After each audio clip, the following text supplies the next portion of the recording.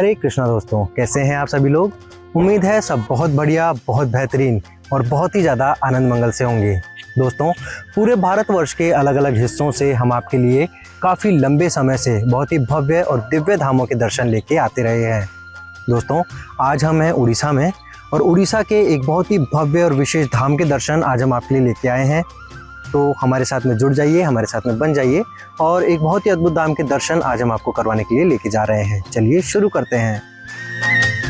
दोस्तों, भारतवर्ष पूरे विश्व में सबसे अनूठा और सबसे विशेष देश है, जहां प्राचीन काल से बहुत सारे देवी देवताओं ने प्रत्यक्ष अवतार लिए हैं, प्रत्यक्ष दर्शन यहाँ के भक्तगणों को दिए हैं, क्योंकि पूरे विश्व भर में भारत को ही एक बहुत विशेष स्थान दिया जाता है भक्ति मार्ग की दृष्टि से। और ऐसे बहुत सारे विशेष स्थान हैं, ऐसे बहुत सारे विशेष धाम हैं जो भारत को पूरी दुनिया भर के सभी देशों से विशेष और अलग बनाते हैं। जी हाँ दोस्तों, भारतवर्ष में 12 ज्योतिर्लिंग हैं, 64 तीर्थ हैं, 9 देवियां हैं और 4 धाम हैं। जैसा कि हमारे सभी सनातन धर्मी जानते हैं कि भारतवर्ष के सभी सनातनियों के लिए जीवन में एक बार 4 धाम करने का बहुत ही विशेष महत्व माना जाता है। जैसा कि आप जानते ही हैं कि हम पूरे भारतवर्ष के अलग अलग हिस्सों से आपके लिए सभी दिव्य, भव्य और प्राचीन धामों के दर्शन समय समय पर लेकर के आते रहते हैं। आज हम अपनी यात्रा को लेकर के आ गए हैं उड़ीसा में, और जैसा कि आप जानते हैं कि उड़ीसा में है 4 धामों में से एक बहुत ही विशेष धाम जिसे जाना जाता है यहाँ जगन्नाथ मंदिर के नाम से।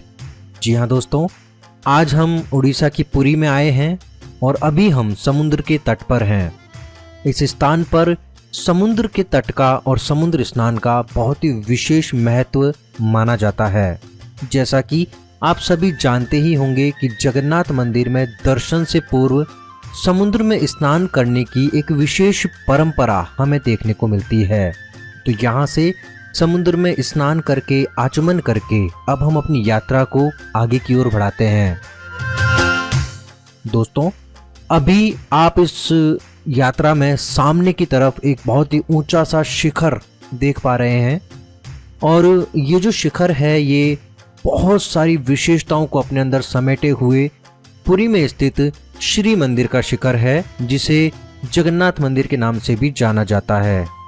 दोस्तों, ये जो स्थान है, ऐसा बताया जाता है, ऐसा कहा जाता है, ऐसी मान्यता है कि भारतवर्ष में कलयुग काल में जागृत देव के रूप में जगन्नाथ जी पुरी में विराजमान हैं। मान्यताएं हैं कि यहाँ आने वाले भक्तगण अगर बिल्कुल वास्तविक और सच्ची भक्ति से ईश्वर के सामने स्वयं का समर्पण करते हैं तो उनका जीवन बिल्कुल निश्चल हो जाता है, बिल्कुल दुखों से विरक्त हो जाता है और बहुत ही ज़्यादा भक्तिमय हो जाता है। ईश्वर के आशीर्वाद की वर्षा बहुत ही सघन स्वरूप में सच्चे भक्तों पर हमेशा होती है। ये जो धाम है, इस धाम की बहुत सारी विशेषताएं हैं जिनके बारे में आज के इस व्लॉग में हम चर्चा करने वाले हैं। बहुत सारी विशेषताओं में कुछ विशेषताएं ऐसी हैं जो कि भारतवर्ष के लगभग सभी भक्तगण जानते हैं, वहीं कुछ विशेषताएं ऐसी हैं जो कि सिर्फ पुरी में आकर के दर्शन करने वाले भक्तों को ही पता चल पाती हैं। तो चलिए दोस्तों, शुरुआत करते हैं आज के सफर की। आज हम आपको लेकर के आ गए हैं उड़ीसा के पुरी में, जहां पर स्थित है जगन्नाथ जी का मंदिर, जिसे श्री मंदिर के नाम से भी जाना जाता है। वहीं इस संपूर्ण क्षेत्र को श्री क्षेत्र के रूप में जाना जाता है। दोस्तों, अभी सामने की ओर जो एक विशाल आकार का स्तंभ और एक विशाल आकार का द्वार आप यहां देख पा रहे हैं, ये जगन्नाथ मंदिर का मुख्य एंट्रेंस द्वार है, मुख्य प्रवेश द्वार है। बता देना चाहूंगा, इस द्वार के अंदर किसी भी तरह का कोई भी इलेक्ट्रॉनिक उपकरण ले जाना बिल्कुल सख्त मना है। यहाँ तक कि ऐसा कहा जाता है, ऐसा बताया जाता है कि किसी भी तरह के बड़े से बड़े मीडिया कर्मी द्वारा या फिर किसी भी बड़े से बड़े मीडिया संस्थान द्वारा भी इस द्वार के अंदर कैमरा ले जाना मना है। यानी कि इंटरनेट पर जो भी जगन्नाथ जी की प्रतिमाएं, जो भी जगन्नाथ जी की मूर्तियां हमें देखने को मिलती हैं, वो वास्तविक प्रतिमा की, वास्तविक विग्रह की प्रतिछवियां हैं। यहीं द्वार से अंदर की ओर देखने पर सामने की तरफ हमें एक विशेष दर्शन यहाँ देखने को मिलते हैं, जिन्हें पतित पावन जगन्नाथ जी के नाम से जाना जाता है। और आपको बता देना चाहूँगा कि शाम के समय इस स्थान पर बहुत ही ज़्यादा विशेष वातावरण हमें देखने को मिलता है। बहुत ही ज़्यादा विशेष आकर्षित करने वाला एक भक्तिमय वातावरण इस स्थान का स्वतः ही हो जाता है।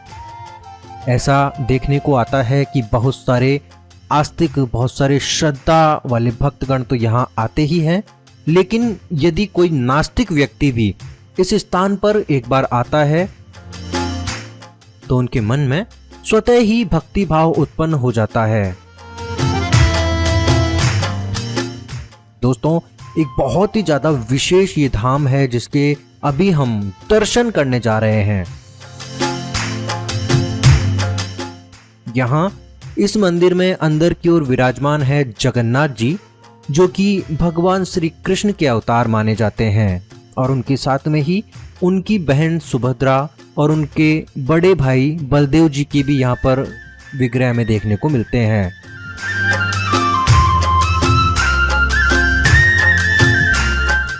दोस्तों, सभी दर्शकगण, सभी भक्तगण जो कि हमारे साथ में आज के दर्शन में शामिल हैं, आज की हमारी यात्रा के साक्षी बनने जा रहे हैं, उनसे मैं निवेदन करना चाहूँगा कि हमारे साथ में आज के दर्शन करते हुए शांत और पावन मन के साथ में बिल्कुल वास्तविक और सच्ची भक्ति के स्वरूप में आप यहाँ जगन्नाथ जी के दर्शन कीजिए। और साथ में ही हम ईश्वर से ये कामना करेंगे कि जो भी हमारे भक्तगण हमारे साथ में यहाँ दर्शन कर रहे हैं, उन्हें वास्तविक दर्शन का आनंद, अनुभव और फल प्राप्त हो सके।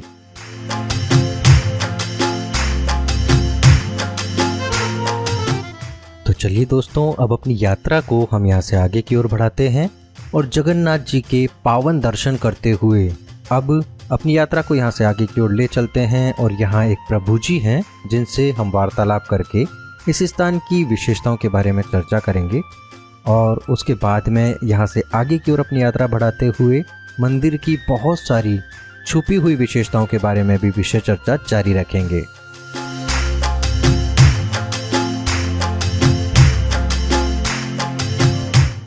जय जगन्नाथ। महाप्रभु नीलाद्रौ शंख मध्ये सप्तदल कमले रत्न सिंहासनस्थं सर्वालंकार युक्त नवगण रुचिरं संयुक्तं चग्रजेन भद्रायं वाम भागे रथचरणजितं ब्रह्मरुद्रे जबज्यं देवानां तं सारमेकं सदन परिदितं ब्रह्मदारु स्मरामि। जगन्नाथ जो है वो संसार का मालिक है। जगन्नाथ सबका भरण पोषण करता है। प्रभु जगन्नाथ सब भक्तों का मनवांछा पूर्ण करता है। जगन्नाथ चारों धामों में एक है। महाप्रभु जो है जगत का नाथ है, वो जनता जगन्नाथ है, जनार्दन है, वो विश्वकर्ता है।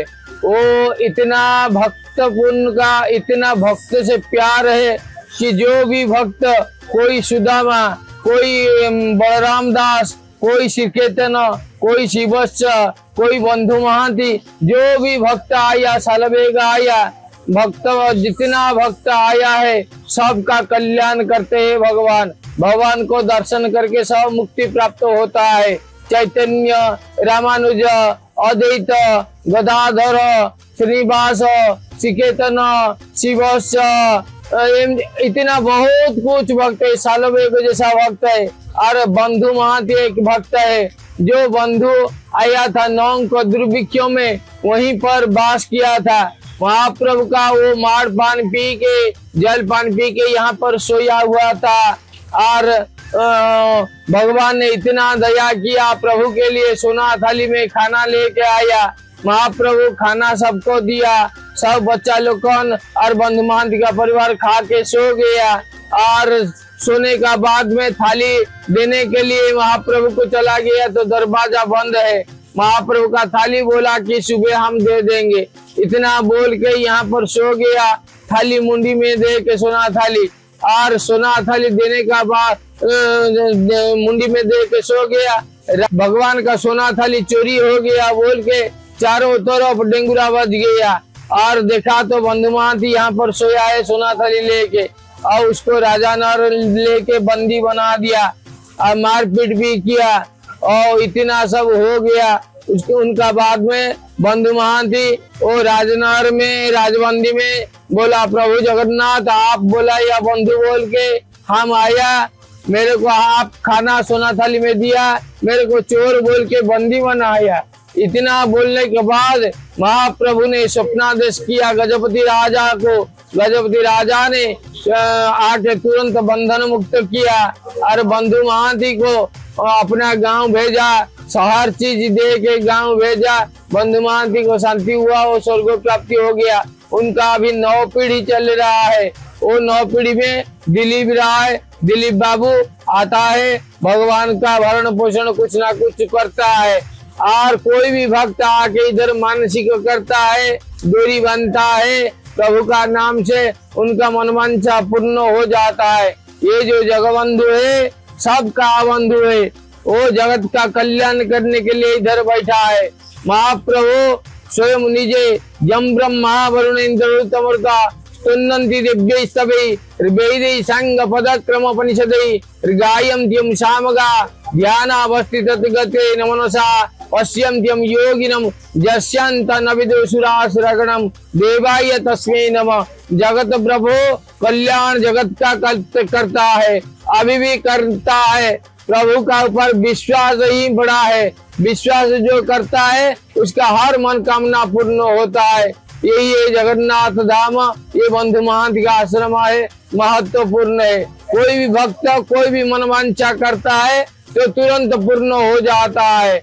और जगन्नाथ का तो 60 पौड़ चढ़ता है, भगवान का भोग चढ़ता है। भगवान जगत का मालिक है।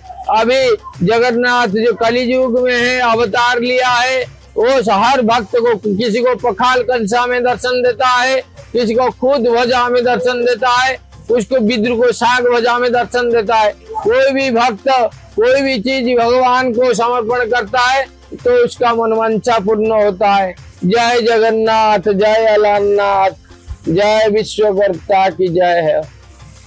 तो दोस्तों यहाँ प्रभु जी ने हमें बहुत ही ज़्यादा बेहतरीन तरीके से जगन्नाथ जी के जीवन चरित्र के बारे में बताया, जगन्नाथ जी की महिमा के बारे में बताया, और जगन्नाथ जी का जो अपने भक्तों के प्रति असीम प्रेम है उसके बारे में बताया। चलिए अब हम यहाँ से अपनी यात्रा को आगे की ओर बढ़ाते हैं।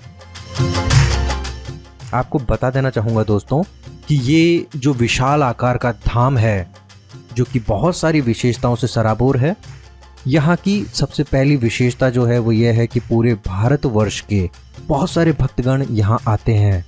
वहीं इस स्थान की एक और बहुत ही विशेष बात बताई जाती है कि यहाँ शिखर के ऊपर जो ध्वज लगा हुआ है वो सदैव हवा की उल्टी दिशा में उड़ता हुआ देखा जा सकता है। जी हाँ दोस्तों, यूँ तो ये बात काफ़ी सारी भक्तों ने काफ़ी सारी बार पहले सुनी होगी, लेकिन आज के वीडियो में इस चीज़ को हम प्रत्यक्ष रूप से आपको दिखाने वाले भी हैं।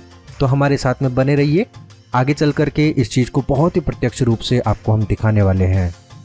अभी शिखर के ऊपर लगा हुआ ये ध्वज आप देख रहे हैं, और इसके साथ में ही अब हम इस मंदिर के बाहरी प्रांगण की चाहुमुखी परिक्रमा करने वाले हैं। दोस्तों ऐसा बताया जाता है कि भगवान श्री जगन्नाथ जी का मंदिर सामान्य सड़क के स्तर से लगभग 214 फीट और 8 इंची ऊंचा है। पूरा मंदिर परिसर 2 बड़ी संकेंद्रित दीवारों से घिरा हुआ है। बाहरी दीवार को मेघनाद प्राचीर कहा जाता है, व आंतरिक दीवार को कुर्म प्राचीर कहा जाता है। बाहरी दीवारों की ऊंचाई 20 फीट से 24 फीट तक की है। वहीं बाहरी परिक्षेत्र में 4 द्वार हैं। पूर्वी प्रवेश द्वार को सिंह द्वार कहा जाता है, जिसे शेर का द्वार भी कहा जाता है। बाहरी परिक्षेत्र के दक्षिणी, पश्चिमी और उत्तरी किनारों के प्रवेश द्वार क्रमशः अश्व द्वार, जिसे दक्षिण द्वार कहा जाता है, व्याघ्र द्वार, जिसे पश्चिम द्वार कहा जाता है, और हस्ती द्वार, जिसे उत्तरी द्वार के रूप में जाना जाता है। मंदिर परिसर के अंदर सैकड़ों सहायक मंदिर और मंडप बने हुए हैं। यहाँ पर 2 उद्यान भी हैं जिनके नाम कोयली बैकुंड और नीलाचला उपबाना है। यहाँ मंदिर के अंदर 7 कुएं हैं, आनंद बाजार है, रसोई घर है और पवित्र बरगद का पेड़ है जिसे कल्पवता के नाम से जाना जाता है। 4 धामों में से एक धाम के रूप में ये मंदिर यहाँ स्थापित है, जिसे बहुत सारी अन्य विशेषताओं के लिए भी जाना जाता है, लेकिन सामान्यतः एक वीडियो में, एक ब्लॉग में इतनी सारी विशेषताओं के बारे में चर्चा कर पाना बहुत कठिन है। कुछ विशेषताओं के बारे में हम संक्षिप्त में वार्तालाप करेंगे। दोस्तों, वैष्णव संप्रदाय के लिए जगन्नाथ जी का मंदिर बहुत महत्वपूर्ण मंदिर माना जाता है। साथ ही वैष्णव संप्रदाय के एक प्राचीन गुरु चैतन्य महाप्रभु जी भी इस स्थान पर रह चुके हैं। मंदिर की वार्षिक रथ यात्रा का उत्सव पूरे भारतवर्ष में प्रसिद्ध है, जिसमें भगवान के तीनों विग्रहों को अलग अलग रथों पर बैठा करके नगर यात्रा करते हैं। मंदिर के निर्माण का इतिहास 10वीं-11वीं शताब्दी से जुड़ा हुआ है, जिसे गंग वंश के राजा चौड़गंग देव ने बनाया था। मंदिर के शीर्ष पर लगा हुआ ध्वज हमेशा हवा के विपरीत लहराता है। मंदिर के परिसर में 120 से अधिक छोटे बड़े मंदिर हैं और यह मंदिर 4 लाख वर्ग फीट से अधिक के क्षेत्र में फैला हुआ है। इस मंदिर के अंदर गैर हिंदुओं को प्रवेश करने की अनुमति बिल्कुल भी नहीं है। यह मंदिर सुबह 5 बजे से लेकर के आधी रात तक खुला रहता है। मंदिर में रखे हुए श्री कृष्ण के लकड़ी की देह में आज भी हृदय के धड़कने की आवाज सुनाई देती है। मंदिर की आंतरिक संरचना इतनी ज़्यादा विशेष है, इतनी ज़्यादा विशाल है कि यहाँ पर श्री मंदिर के अलावा और भी काफ़ी सारे मंदिर हमें अंदर देखने को मिलते हैं। दूसरी विशेषता की अगर हम बात करें दोस्तों, तो दूसरी विशेषता इस मंदिर की ये है कि यहाँ एक रसोई है जिसे जगन्नाथ जी की रसोई के रूप में भी जाना जाता है। उस रसोई की विशेषता ये है कि वहाँ चूल्हे के ऊपर लकड़ी के द्वारा प्रसाद बनाया जाता है और जिन बर्तनों में वो प्रसाद बनाया जाता है वो बर्तन भी मिट्टी के बर्तन इस्तेमाल किए जाते हैं। इतनी विशेष चीज चमत्कार के रूप में हमें यहाँ देखने को मिलती है, क्योंकि हम अंदर कैमरा नहीं ले जा सकते थे, लेकिन आप भविष्य में कभी भी अगर यहाँ आते हैं तो आपको ये चीज साक्षात स्वरूप में देखने को मिलेगी कि एक के ऊपर एक मिट्टी के बर्तन रख करके जब खाना पकाया जाता है तो सामान्यतः आग नीचे से जलाई जाती है, तो नीचे की मटकी में खाना पहले पकना चाहिए, लेकिन जगन्नाथ जी का प्रभु का ऐसा चमत्कार है कि ऊपर की मटकी में खाना सबसे पहले पकता है, वहीं नीचे की मटकी में खाना सबसे आखिर में पकता है। इतना अद्भुत चमत्कार इस स्थान पर हमें देखने को मिलता है, जो कि कलयुग में भगवान की वास्तविकता का और भगवान की प्रत्यक्षता का प्रमाण हमें देता है। इसके साथ में ही और बहुत सारी विशेषताएं जो कि इस मंदिर के साथ में जुड़ी हुई है। पूरे भारतवर्ष में जगन्नाथ मंदिर की जो रथ यात्रा है वो बहुत ही ज़्यादा जानी मानी यात्रा है, जहां प्रत्येक वर्ष जगन्नाथ जी, बहन सुभद्रा और भाई बलदेव जी को मंदिर के बाहर निकाला जाता है। बहुत विशाल आकार के लकड़ी के रथों पर सवार किया जाता है। यहाँ से करीब 2 से 3 किलोमीटर दूर स्थित गुंडीचा मंदिर तक ये रथ यात्रा निकाली जाती है।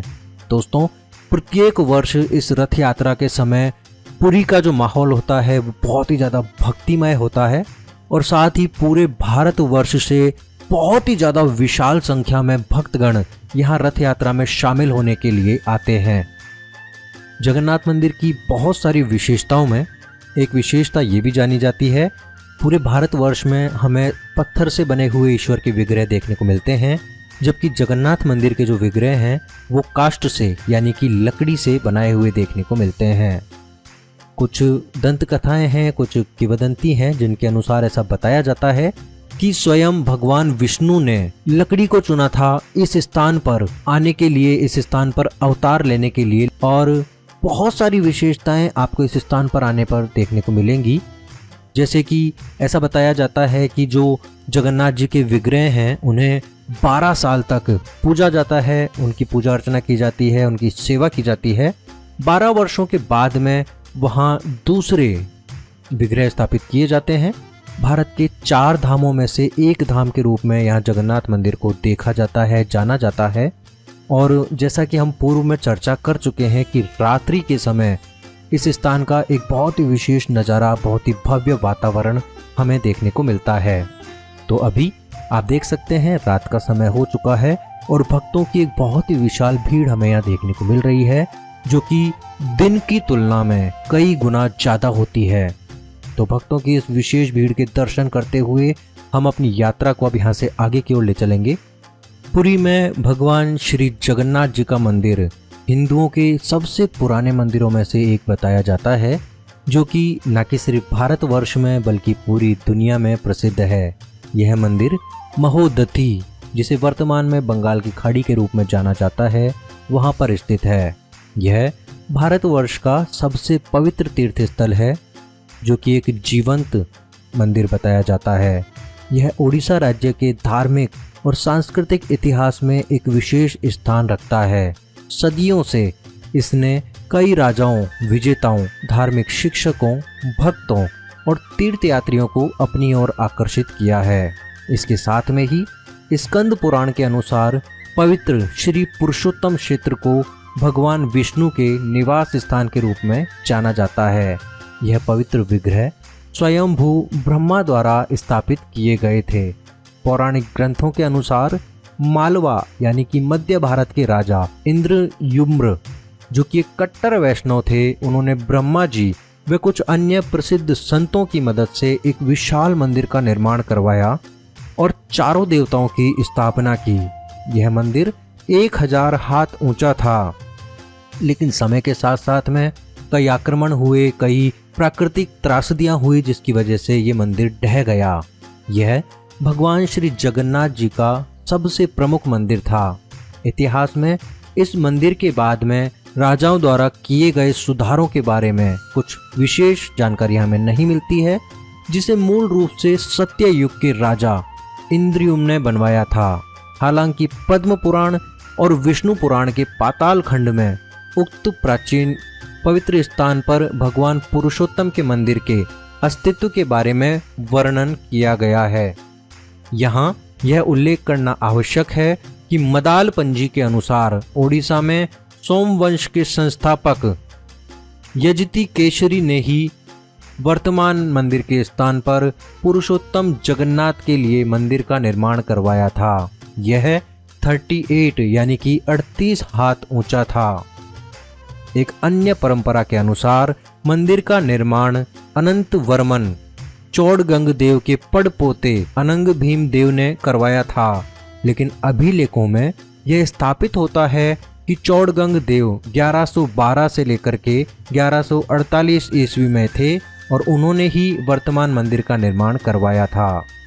वर्तमान मुख्य मंदिर में 4 खंड हैं, जैसे विमान, जिसे गर्भगृह कहा जाता है।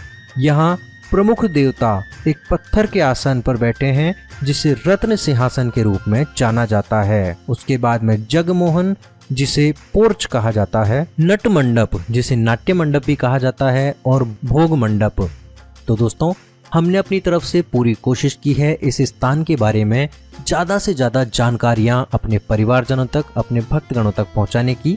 उम्मीद करते हैं दोस्तों कि जगन्नाथपुरी का ये धाम आप सभी को अच्छा लगा होगा और हमारे साथ में यहाँ दर्शन करके आपको वास्तविक पुरी यात्रा का अनुभव भी प्राप्त हुआ होगा। इसी उम्मीद और इसी विश्वास के साथ में हम अपनी यात्रा को अब यहीं पर देना चाहेंगे विराम, और आप सभी से करना चाहेंगे एक विशेष निवेदन कि जिस तरह से पिछले काफ़ी लंबे समय से हमारे सभी परिवारजन हमारे साथ में जुड़े हुए हैं, हमारे सभी व्लॉग्स में शामिल होते आए हैं और साथ में ही हमारे सभी व्लॉग्स को बहुत ज़्यादा लाइक करते हुए ज़्यादा से ज़्यादा शेयर करते हैं और साथ में ही कमेंट्स में अपना प्यार हम तक ज़रूर पहुंचाते हैं। तो दोस्तों, हमारी इस एक परिवार की परंपरा को बनाए रखें और ज़्यादा से ज़्यादा आज के धाम की यात्रा को, आज के ब्लॉग को लाइक करें, इस ब्लॉग को ज़्यादा से ज़्यादा शेयर भी करें और कमेंट्स के द्वारा अपना आशीर्वाद और प्यार हम तक ज़रूर पहुंचाएं। इसके साथ ही जो भी हमारे नए दर्शकगण, हमारे नए भक्तगण आज हमारे साथ में जुड़े हैं, उनके लिए मेरा ये संदेश है कि दोस्तों, पूरे भारतवर्ष के अलग अलग हिस्सों से हम बहुत सारे धामों की यात्राएं आपके लिए लेकर के आते हैं। बहुत सारे प्राचीन धाम, बहुत सारे प्रसिद्ध धाम जो कि पूरे भारतवर्ष में और आध्यात्म की यात्रा में महत्वपूर्ण हैं। उन सभी के दर्शन हम आपके लिए समय समय पर लेके आते रहते हैं। तो अगर आप भविष्य में इसी तरह के और दर्शनों की भविष्य में इसी तरह के और दर्शन में हमारे साथ में जुड़ना चाहते हैं तो हमारे चैनल को सब्सक्राइब करके बेल आइकॉन को ऑन करना बिल्कुल भी ना भूलें। तो दोस्तों, ये था उड़ीसा के एक बहुत ही विशेष स्थान पर स्थित एक बहुत ही अद्भुत, भव्य और प्राचीन धाम का दर्शन। उम्मीद करते हैं दोस्तों कि हमारे साथ में स्क्रीन पर आज के ये भव्य दर्शन करके, आज की धाम यात्रा करके आपको वास्तविक यात्रा का अनुभव और फल प्राप्त हुआ होगा। इसी उम्मीद और इसी विश्वास के साथ में अब आज की धाम यात्रा को यहीं पे देना चाहूँगा विराम, लेना चाहूँगा आप सभी से इजाज़त। हर बार की तरह एक बार फिर से आपसे होगी मुलाकात भारतवर्ष के किसी एक हिस्से से एक और भव्य, प्राचीन और दिव्य धाम के दर्शन लेकर के। तब तक के लिए मुझे दीजिए इजाज़त और मेरा इंतज़ार बनाए रखिए। सभी को मेरी ओर से तब तक के लिए हरे Krishna. Before a single drop, there is a heartbeat. At Haribol, that heartbeat is never traded for milk.